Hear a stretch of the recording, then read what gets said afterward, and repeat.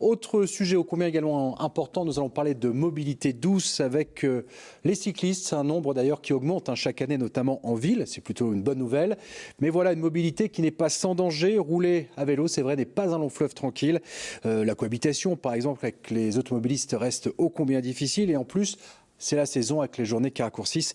Les cyclistes, sont-ils assez visibles? Eh bien, parlons-en avec Michel Anceau, directeur de l'ADAV, l'association Droit au vélo de Lille. Bonjour, merci beaucoup d'avoir répondu à notre invitation. Bonjour également à Zoé, étudiante au journalisme. Vous êtes avec nous sur WEO et vous êtes aussi, je le vois avec votre casque, c'est bien cycliste. Allez, parlons-en.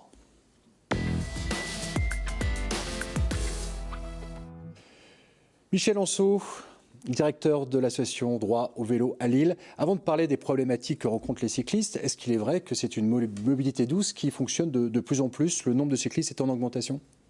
Alors elle est en augmentation constante, oui, notamment en milieu urbain, plus qu'en milieu rural, même s'il y a des fortes demandes aussi pour ce milieu. En France, on dit qu'il y a une augmentation de l'ordre de 39% à peu près. Sur tous les chiffres qu'on peut avoir sur la métropole, on a une augmentation constante sur tous les points de comptage depuis plusieurs années, avec une augmentation beaucoup plus importante depuis effectivement la période du post-Covid. Et c'est très clair.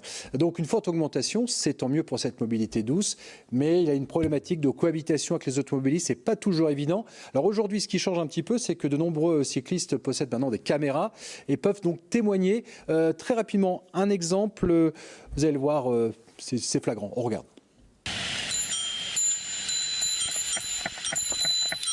Vous avez un parking gratuit là? Ah non mais c'est bon. Moi je vous insulte pas, 2 secondes, j'envoie 10 des gus qui en ont pour 2 secondes là. Ah oui, c'est pareil tous les jours, tout le temps.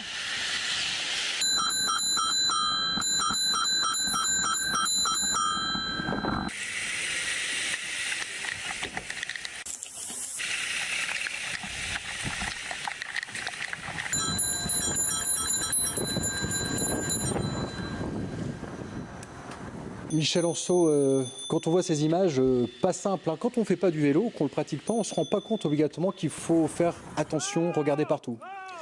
Oui, ça c'est primordial, il faut regarder partout. Après, là, on est sur des aménagements assez légers, c'est des bandes cyclables. Aujourd'hui, on va essayer de privilégier au maximum les pistes cyclables séparées du trafic.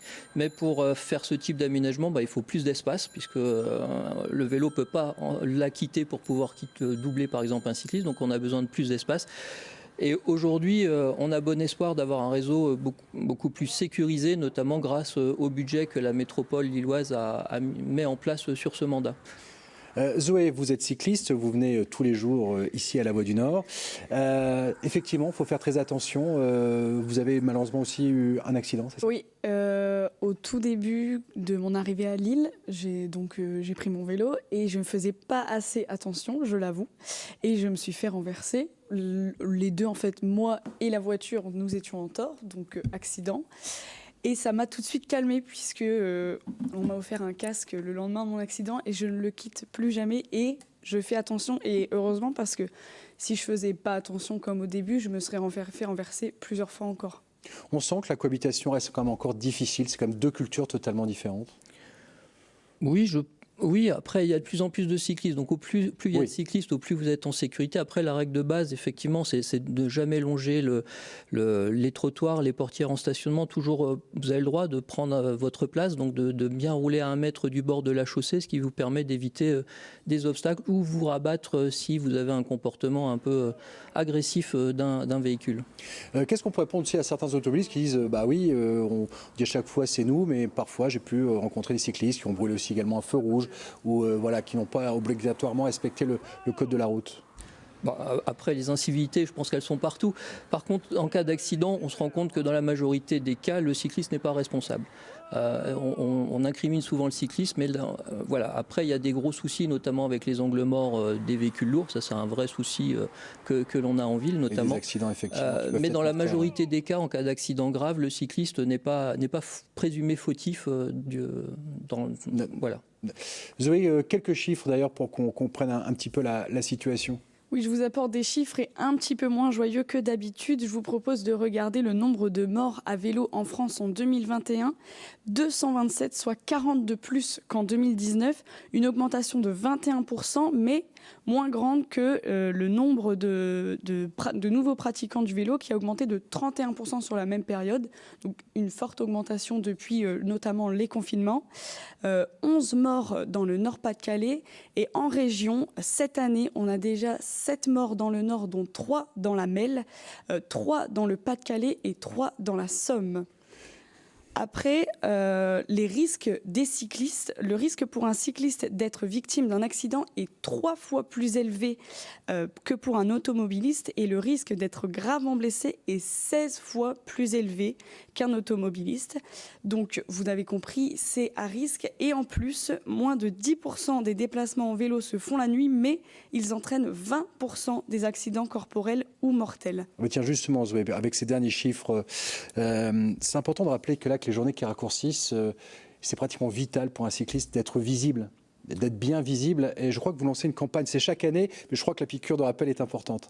Oui, elle a déjà démarré. En fait, les premières opérations ont lieu la semaine dernière. Donc, on retrouve toutes les dates sur notre site. On fait des actions de sensibilisation dans les principales villes de la métropole et de la région. Avec sensibilisation aux bons équipements. Nous, on insiste beaucoup sur l'éclairage de type dynamo dans le moyeu, en fait, puisque là, ça vous permet d'avoir un éclairage permanent qui fonctionne sans résistance. On a tous en tête la vieille dynamo qui patinait, qui ne fonctionnait pas. Quelques souvenirs, oui. Aujourd'hui, les gammes de vélos urbains peuvent être équipées de vélos de dynamo dans le moyeu. Par contre, il y a une méconnaissance du sujet. Beaucoup d'utilisateurs achètent des vélos dépourvus d'éclairage. Je pense aussi que ce n'est pas forcément important d'avoir un éclairage parce que leur éclairage ne leur permet pas de voir en fait la route, mais par contre c'est primordial pour être vu. Et aujourd'hui, vous avez des éclairages très puissants à LED notamment qui vous permettent d'être bien vu. Donc ça, c'est vraiment un message qu'on martèle et qui est nécessaire. On pense aussi avec la ville de Lille faire des opérations dédiées auprès des livreurs Deliveroo par exemple, puisqu'on en retrouve beaucoup qui sont totalement dépourvus d'éclairage. On le voit, oui. Et c'est aussi sensibiliser les parents quand vous achetez un vélo pour votre enfant pour aller au collège, au lycée, n'achetez pas un VTT dépourvu d'éclairage. Vous avez le même type de vélo équipé d'une dynamo dans le moyeu aujourd'hui avec un éclairage fixe permanent. Voilà, on voit justement dans une boutique différents produits qui peuvent permettre d'être un peu plus visibles. Aussi même ces sacs à dos maintenant, on voit des pouces, des je vais à droite, je vais à gauche. Tiens justement Zoé, vous êtes visible ou pas sur votre vélo? Je suis visible, regardez, ça rassurera ma maman de voir que j'ai bien ma lumière sur mon casque. Et je suis visible, pas d'inquiétude. Et sur le vélo également? Sur le vélo aussi, des dynamos d'ailleurs. Ah, bon, très bien.